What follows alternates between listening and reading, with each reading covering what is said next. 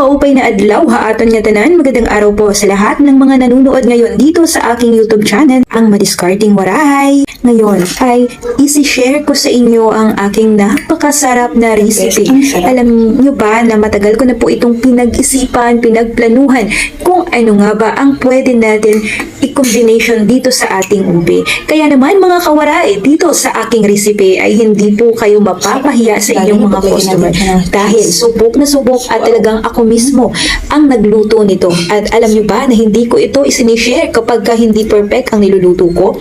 Kaya naman, isama nyo na po ito sa inyong mga paninda at pa-order ngayong Pasko.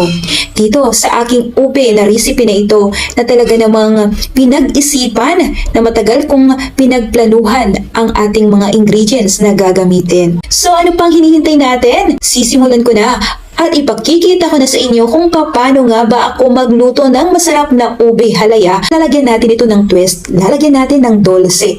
Itong ating dolce, kaya tinawag kong dolce dahil sa ibabaw ay talaga namang mapapadolce ka dahil na sa pagluluto ko ng masarap na ube de leche or ube de dolce, syempre binalatan po muna natin ang ating ube.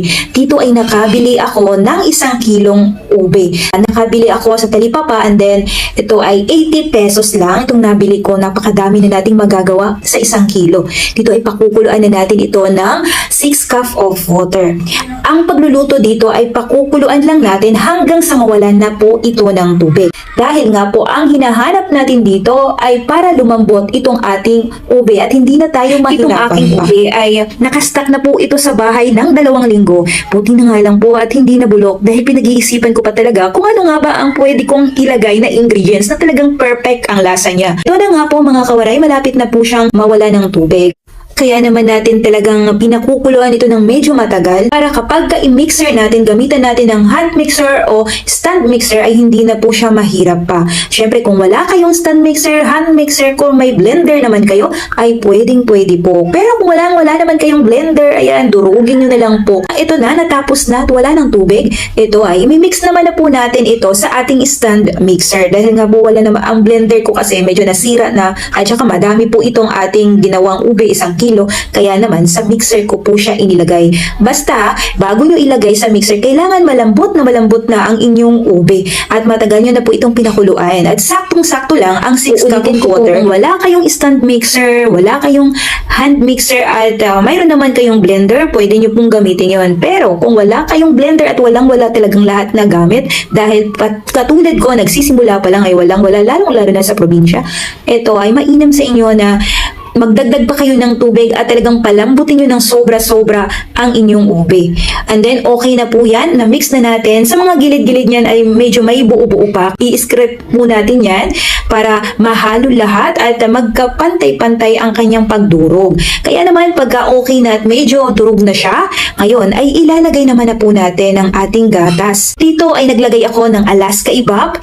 2 pieces po ito, yung 370 ml. Mas masarap kapag 2 pirasong Alaska Evap ang ilalagay nyo dahil talagang magiging smooth siya, sobrang sarap at tamang-tama lang sa ating recipe na kaya naman tinatansya ko talaga.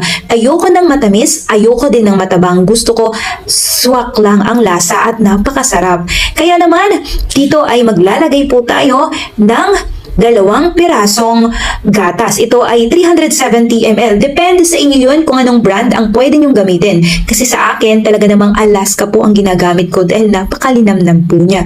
At swak na swak po ang lasa niya kapag yun ang gagamitin ko. Syempre, hindi mawawala ang ating condensed milk dito. Naglagay po ako ng 1 can lang po dahil ayoko ng matamis. At syempre, ayoko din ng mas mahal ang gagamitin nating mga ingredients. Kaya naman, 1 can lang po ng ating condensed milk ang ginamit ko. Pagka okay na siya at makikita nyo naman na okay na ito. Ngayon naman ay sasalain po muna natin ito bago natin ilagay na ulit sa kawali. Itong ating ube na napaka sarap pero medyo mahirap ang pagluluto nito. Pero talaga naman kung gusto nyo talagang kainin o gusto nyo lutuin talaga ito at ipanghanda ngayong Noche Buena or ngayong Pasko at syempre pwede din nyo po itong pang business. Ito ay sasalain po muna natin dahil mas maganda kapag wala ng buo-buo at talagang napaka-smooth niya. Alam niyo po ba na parang ang lasa nito ay talagang napakasarap at kasing sarap siya ng ice cream na ube o mas higit pa. Kaya naman ngayon ay okay na. Ito ay maglalagay naman po tayo dito ng 1 cup of sugar. Nasa sa inyo yun kung wash or white ang gamitin nyo.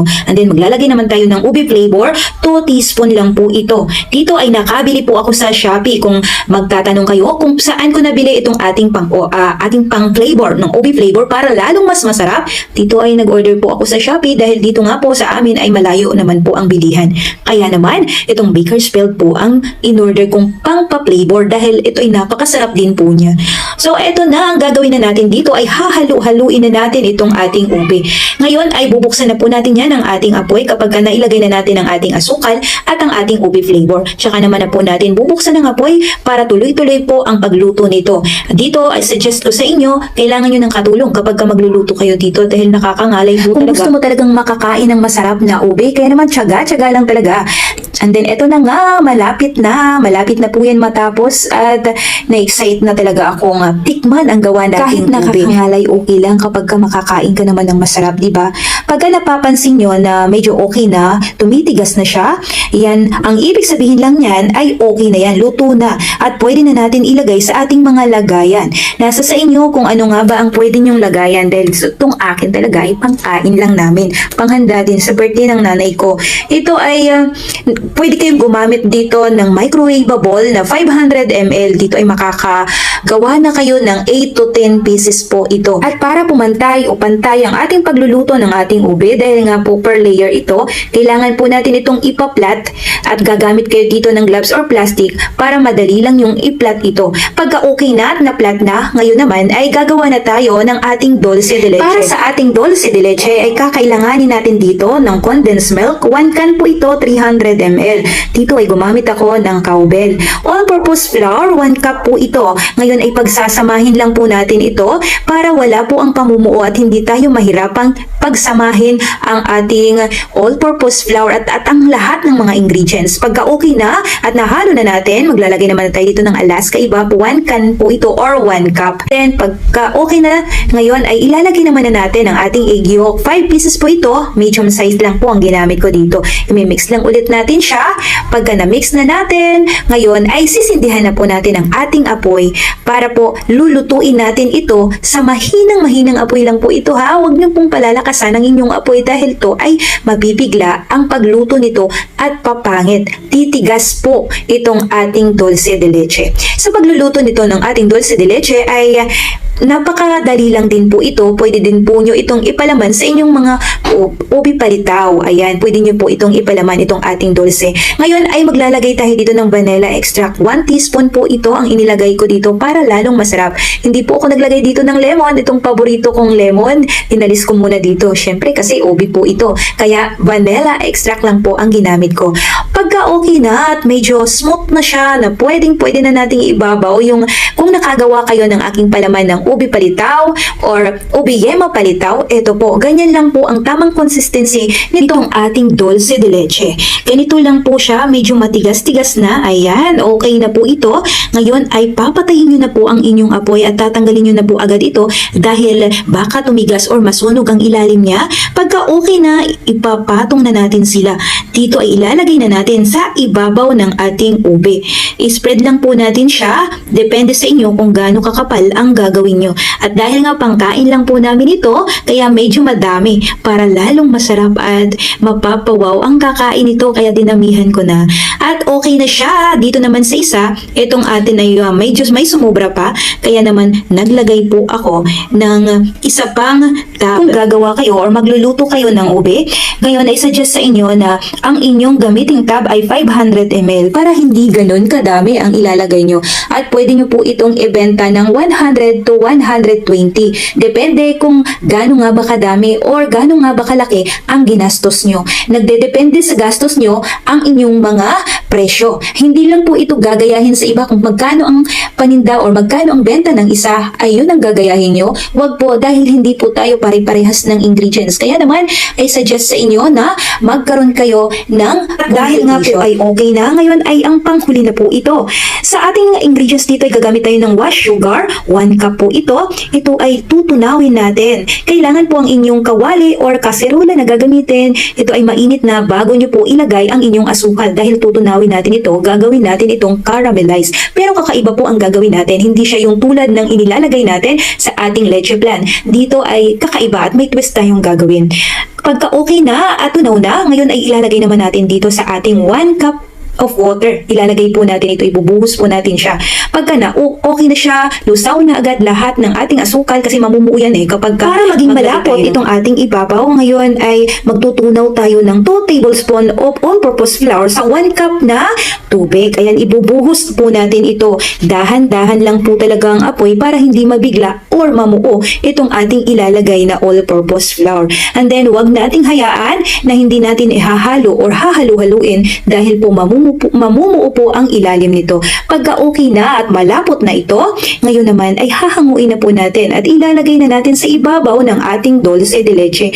Pang 3 layer po ito mga kawaray. At huwag kayong magalala dahil hindi siya ganun katamis. Para nga po matanggal ang tamis niyan, maglalagay pa tayo syempre dyan ng ating egg and cheese. Pagka okay na, ilalagay po natin ito sa ating ref ng 2 or 3 hours bago natin lagyan ng ating egg and cheese or bago natin kainin. Kailangan natin ilalagay muna natin ito sa ref para medyo matigas-tigas na ang ibabaw nitong ating ube dulce de leche.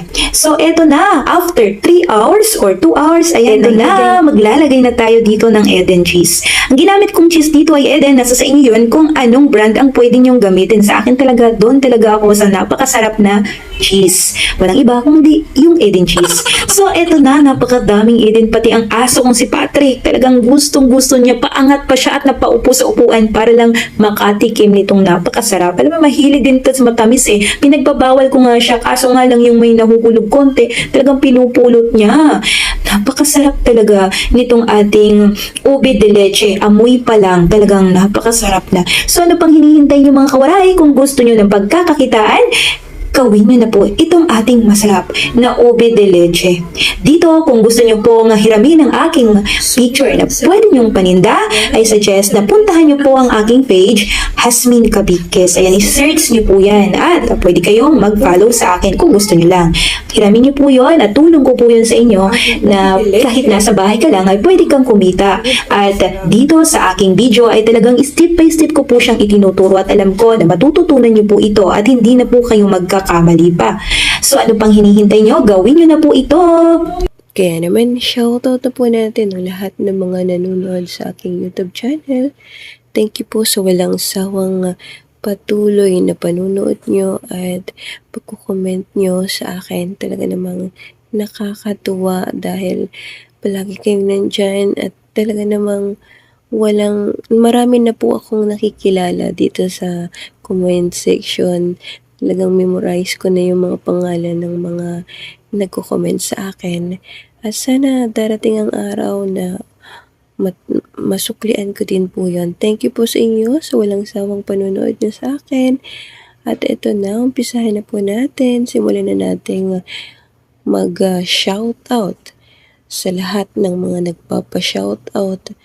At talaga namang nakakataba ng puso dahil marami po akong nababasa na dahil sa recipe ko ay nagkaroon na po sila ng hanap buhay at nagkaroon na sila talaga ng pagkakakitaan kahit nasa bahay lang sila.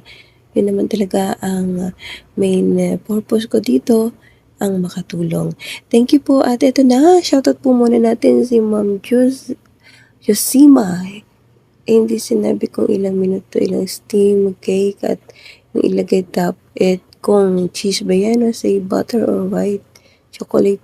Kulang sa details. Siguro naman ma'am, alam nyo na yung egg and cheese na nasa toppings. At ang pag-steam naman po ng ating kanyang yema ay nasa 20 to 25 minutes lang po. At i-shoutout din po natin si Rina Cervantes. Good morning kabayan. At sa magandang anak mo, ang galing din niya. Sa'yo kabayan, talaga naman, wala ako masabi kaya. Thank you, Sir Rainy Cervantes at kay Ma'am Helen. At i-shoutout po natin si Ma'am Corazon Tanola. Hello, Ate Jazz, ang sarap naman yan. Yema cake, ang galing ni Caitlin. Maghalo ng mga ingredients. Keep it up, good work, Caitlin. Masiyahin na ba? Thank you po. At i-shoutout din po natin, hindi natin pahuhuli si Ma'am Lily Marmol. Thank you po, Ma'am Lily Marmol. Good morning. Miss Jazz, natutuwa naman ako kay Kitin. Magaling rin siya sarap niya mag-cake. Nagmana sa maganda sa Pasko. Thank you for sharing. Shoutout po natin si Ma'am Marisa Bombales. Good morning, Ma'am. Caitlin Super Bibo. Good job, baby. Ayan. Thank you, Ma'am Marisa Bombales. Shoutout po natin si I love you. Cute mo talaga, Caitlin. Shoutout po natin si Yan Klim. Ang cute mo naman, baby girl. Para kang anak ko. Madaldal. Keep it up. Good work, nak. Thank you po. Thank you po sa walang sawang pinanood pagkukomment niyo, Ma'am Marisa Bombales. I love you and Yan Klim. Thank you po sa walang sawang panunood. At alam ko na nandyan po kayo palagi. Thank you talaga. At nababasa ko ang inyong mga comment. At shoutout din po natin si Dayan Gachelian. Thank you, madam. Gumagawa ka na kasi gusto kong gumawa. Hindi ko man alam kung paano. Thank you. God bless. Thank you, ma'am. At shoutout din po natin si Ma'am Florita Idaga. Ayan. Thank you, Ma'am Florita Idaga. Na talaga namang walang sawang panonood nyo at nagko-comment kayo. Hello po, masaya ako. Nakita ulit si Catherine, sigurado busog na naman siya. God bless. Diyan, marami kami natutunan sa iyo. 5-star pala sa'yo. Thank you, ma'am. Thank you po, Ma'am Florita Idaga sa palaging pag-comment nyo sa akin. Ulitin ko, shoutout po natin si Ma'am Dayan Gachelian. Thank you. At shoutout po natin si Grace. Ang sabi niya, God, business idea, try ko nga din yan. Thank you po. At i-shoutout din po natin si Hazel Abaricio. Ayan. Recipe please. Ayan, ma'am, sa aking YouTube channel, Madiscarding Waray, ay nandyan po. At i-shoutout din po natin si Maricho Dalid. Ma'am, pwede po ba cheese yung palaman? Yes. Doon po ito sa kamuti cake. Pwede po. At shoutout din po natin si Aliza Vasquez. Yummy. Thank you po. Ulitin ko, shoutout po natin si Ma'am Aliza Vasquez. Yummy. At si Ma'am Maricho Dalid. Thank you po. Shoutout po natin si Elizabeth Robes. Ang galing-galing naman, Miss Jazz. Gagawin ko agad itong puto bongbong ng ganitong negosyo. Thank you, God bless. Thank you, Ma'am Elizabeth Robes. Shoutout po sa inyo at salamat po sa walang sawang panunood nyo sa akin. Ito pong puto bongbong ay talaga namang napakadaling lutuin. At i-shoutout din po natin si Helen Dungalo. Ma'am Helen Dungalo. Shoutout po sa inyo. Try ko po gawain yung recipe nyo, kabayan. Waray din ako. Wow, thank you po. Shoutout po sa inyo, ma'am, at sa family nyo. Thank you po sa pag-comment nyo. At i-shoutout po natin si Yan Klim. Ito naman cute mo ng baby girl para kang anak ko. Ayan. Nadaldal, keep it up, good work. Shoutout po natin si Rose Mata. Ilang minutes po ang pagluto ng yema cake. Ayan, ma'am, pwede niyo pong lutuin ito ng 25 minutes. Thank you and God bless po sa ating lahat, mga kawaray.